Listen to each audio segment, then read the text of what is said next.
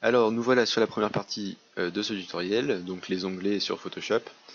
Donc nous allons tout de suite entrer dans le vif du sujet, nous allons créer un nouveau document. Donc tout ce qui touche au nouveau document, c'est-à-dire au projet que nous allons créer, se trouve dans File, donc Fichier en anglais.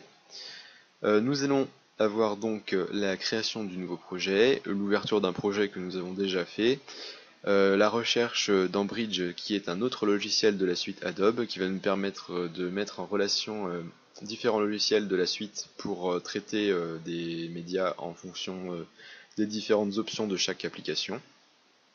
On peut ouvrir sous, ça on va pas s'en servir pour l'instant. Open les récentes, c'est ouvrir les fichiers récents qu'on a déjà édités il n'y a pas longtemps. Donc là on a moi ce sont mes derniers travaux que j'ai fait sur ma page pro, que vous pourrez retrouver sur ma chaîne. L'importation, ce sera pour autre chose, on n'utilise pas, ce sera pour importer des médias autres que les fichiers Photoshop. Et les scripts automates qu'on verra peut-être plus tard, je ne sais pas, et exit, mais je pense que vous pouvez aussi utiliser la petite croix qui se trouve ici. Donc nous allons donc créer un nouveau document, voir les options, donc fichier new.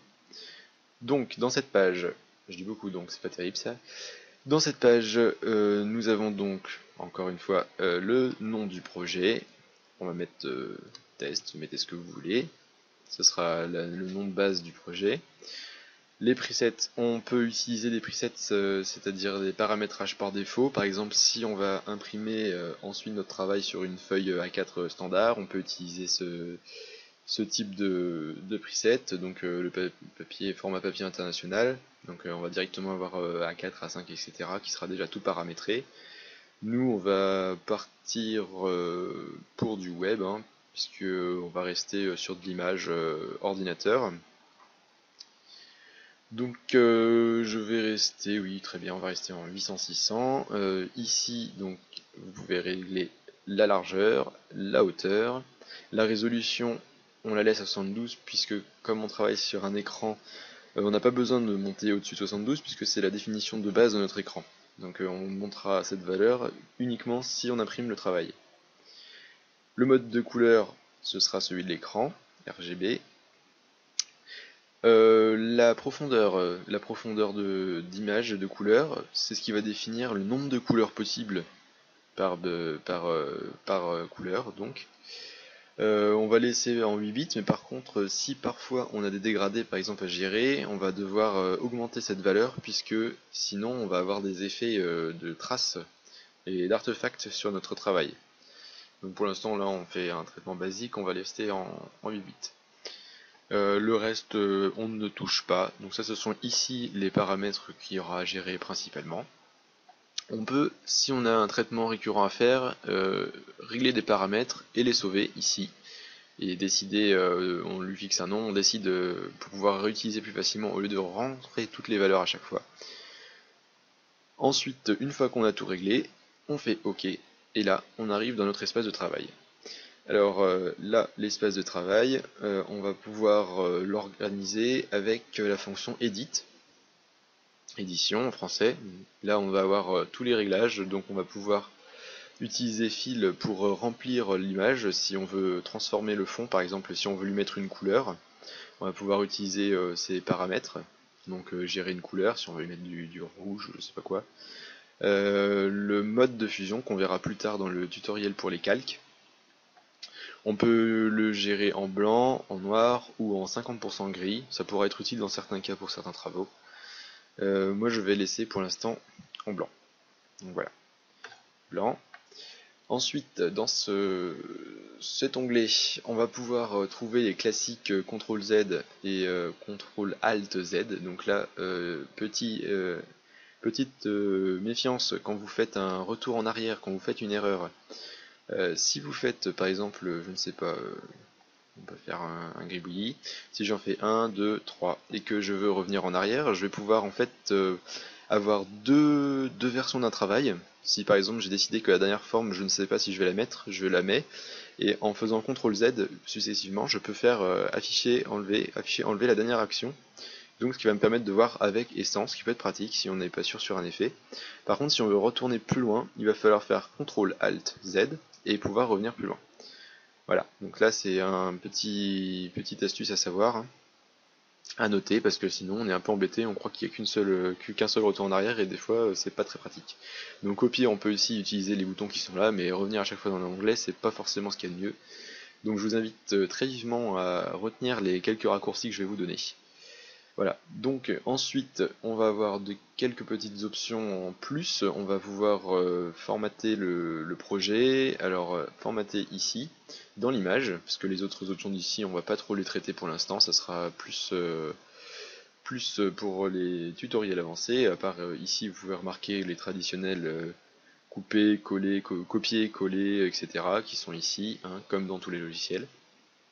Donc moi je vous invite à passer directement dans l'onglet Images, c'est là où on va pouvoir traiter l'image de fond, donc comment on va gérer ce background. Donc en fait si on modifie quelque chose dans ce menu, il va s'appliquer à toute l'image, ça va pas s'appliquer au calque qu'on aura sélectionné quand on parlera des calques, ça va s'appliquer à toute l'image qu'on est en train de construire. Par exemple si je décide de changer l'image de rotation ici de 90 degrés dans le sens des aiguilles d'une montre, c'est toute l'image qui va varier, donc si j'avais quelque chose déjà de tracé ici, toute l'image va tourner. A contrario de ce qu'on va pouvoir voir après pour les layers qui peuvent faire modifier qu'un seul layer. Donc dans Images, nous avons les modes. Donc si on veut passer d'un coup à par exemple une image en gris, en nuance de gris, ou si on veut transformer notre travail en version imprimable, on va pouvoir passer ici. Si on veut pareil changer sans retourner dans les paramètres les profondeurs des couleurs, on va pouvoir venir ici, dans le mode. Donc là, ça va être toutes les options qu'on avait au début quand on a créé notre nouveau document, qui vont se retrouver ici. On peut gérer aussi la colorimétrie générale de notre compo. Si on veut ne pas appliquer un calque en plus, mais qu'on veut carrément appliquer l'effet sur toute la composition, on va pouvoir traiter notre composition directement dans ce menu, donc les ajustements qui sont ici. Donc vous retrouvez les options qu'on verra plus tard dans un autre tutoriel, qui sont luminosité, contraste, les niveaux, les courbes, l'exposition, vibrance, etc. Tout cela sont les plus utilisés. Après, ceux-ci sont un peu moins utilisés, sont des effets un peu particuliers, un peu forts, qui sont un peu marginaux, et puis la suite non plus. Donc ce sera ces deux parties-là qui seront souvent utilisées. Ça, ce sont des réglages automatiques. Si jamais vous voulez tenter en retraitant une photo de caler automatiquement les réglages sur les tons, les contrastes et les couleurs, vous pouvez tester ces boutons-là. Moi, je m'en sers jamais parce que c'est pas forcément ce qu'il y a de mieux. Ensuite, on peut revenir sur ce qu'on a décidé au début, c'est-à-dire qu'on peut redéfinir les dimensions de notre compo. Alors là, attention, il ne faut pas se tromper. Ici, si on modifie dans la taille d'image, on va tout modifier, c'est-à-dire que si on modifie les valeurs d'ici, de ce menu ici, on va étirer, par exemple si je mets 16 000 au lieu de 8000, déjà on double tout. On peut aussi décocher les proportions, etc. pour ne modifier que ici. Mais on va tout déformer, c'est-à-dire que si je décide d'augmenter ma longueur et garder la largeur, mon image va complètement se déformer.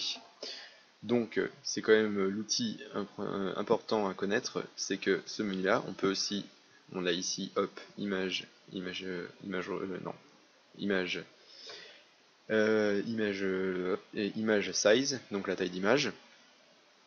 Donc là c'est l'image générale, on peut aussi l'obtenir, je disais, avec CTRL ALT I.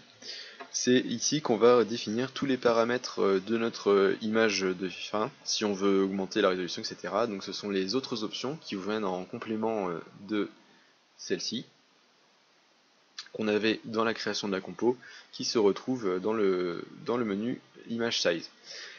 Alors que Canvas Image, donc ça va être là ça va être la taille du projet, qui va gérer tout le projet, va pouvoir lui modifier la taille, donc là c'est juste ici la taille qu'on peut changer, ou la couleur mais ça on ne l'utilise pas. On va pouvoir utiliser toute la taille, c'est-à-dire qu'ici par exemple si je décide de changer la valeur et de passer à 16 000, donc on double, mon image qui va être ici ne va pas être touchée. Par contre, du coup, on va avoir notre espace de travail qui va s'agrandir. Par exemple, si je fais ça, hop, on va avoir ça. Donc je vais vous le montrer avec une image, ça va être plus simple. Si je fais un gribouillis magnifique, hop, si je transforme ce travail avec la fonction taille d'image ici, et que je décide, en ne gardant pas les proportions, de doubler ici la taille, je vais obtenir une image déformée. Alors que si je traite ici mon travail dans le taille de projet et que je décide de doubler ici, mon travail ne sera pas déformé, il y a juste le blanc qui se rajoute autour. Voilà, donc on peut gérer plus facilement notre travail, je pense que c'est plus utile que de redéfinir toute l'image. À savoir aussi qu'on peut choisir où va se répartir le rajout du tour blanc. On peut placer notre image comme on veut selon ces petits trucs là, il suffit de cliquer sur la flèche à l'endroit où on veut le placer en imaginant que ça c'est notre projet. Donc hop, ici le blanc va se répartir sur tous les côtés sauf celui de gauche. Donc voilà, option très importante à retenir, celle-ci, donc l'image se retraite avec CTRL ALT I, et le projet se contrôle justement avec CTRL MAJ I. Non, pas CTRL MAJ I, CTRL MAJ C, pardon. CTRL ALT C, bon j'y arriverai. Donc CTRL ALT I pour l'image, et CTRL ALT C pour le canvas, donc le projet.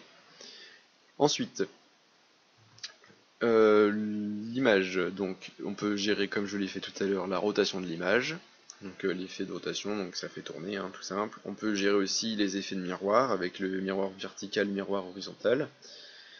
On peut traiter, ça on va pas l'utiliser, on va, les trucs de base, hein, dupliquer, etc., les images, mais ça on l'utilise jamais, donc en fait c'est toujours les options qui sont au début qui sont les plus utilisées.